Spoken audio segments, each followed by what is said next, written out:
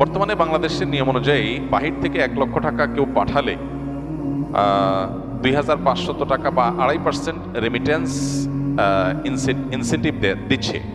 এ অতিরিক্ত 2500 টাকা নেওয়া জায়েজ হবে কিনা, এ বিষয়ে আমরা এর আগে বারবার প্রশ্ন উত্তর দিয়েছি। এটা সম্পূর্ণ হালাল এবং জায়েজ, কোনো অসুবিধা নেই। প্রবাসী ভাইয়েরা বিদেশ থেকে যে টাকা পাঠাবেন সেই টাকার উপর 2.5% প্রণোদনা দিয়ে থাকে বাংলাদেশের সরকার।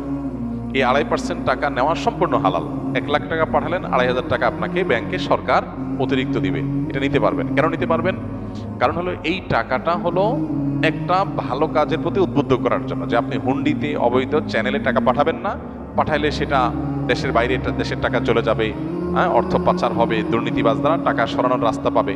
সেগুলো যেন না হয়, আপনি ডাইরেক্ট ব্যাংকিং চ্যানেলে টাকা পাঠান, দেশের উপকার, দেশে ডলারটা আসে।